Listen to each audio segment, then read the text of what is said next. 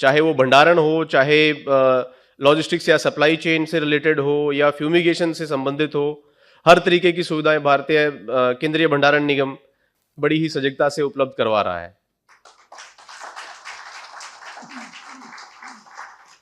हमारा एक छोटा सा निगम है, 2000 कर्मचारी हैं पूरे भारतवर्ष में, और बड़ा ही अच्छी उन्नत किस्म का लाभांश भारतीय सरकार को हर साल दिया जाता है निगम द्वारा।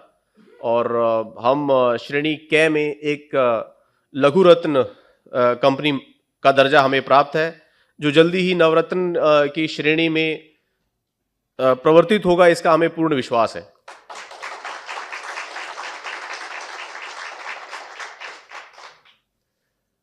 अब आते हैं हिंदी भाषा की तरफ। भाषा बहुत फ्रीक्वेंटली, बहुत बार बार हम यूज करते हैं इस शब्द को। क्या कोई सज्जन या श्रीमती बताएंगे भाषा का मेन मकसद क्या है, क्या उद्देश्य क्या है भाषा का? कोई भी?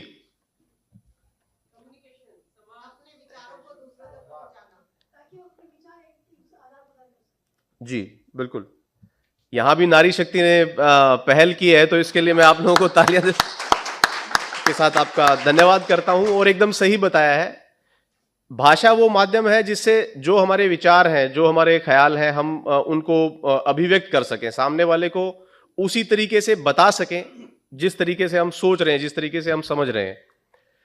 तो मेरा मानना यह है कि भारतवर्ष में हिंदी से सरल, सटीक और इतनी सौम्य अभिव्यक्ति का और कोई संसाधन नहीं है जितना हिंदी है।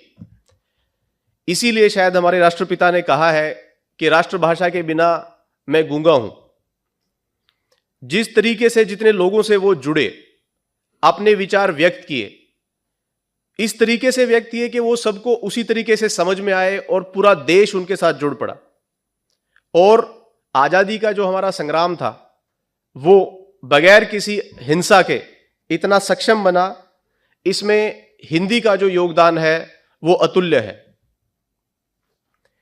हिंदी जितनी सरल है और जितनी सुंदर है, कुछ शब्द तो ऐसे हैं जिनको सुन के ही आपके मन में एक तरह का मेडिटेशन की जैसी फीलिंग आती है कि आप सामने वाले को उसी तरीके से बता पा रहे हैं, सामने वाले को कोई कष्ट नहीं है उसको समझने में, जैसा लिखा है वैसा पढ़ना है। इसमें ना कोई ऐसा लेटर है जो साइलेंट है, ना कोई ऐसी चीज है जिसको गूढ़ तरीके से बोला जाता है।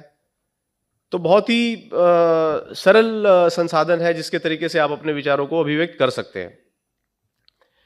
इसके साथ साथ जैसा राष्ट्रपिता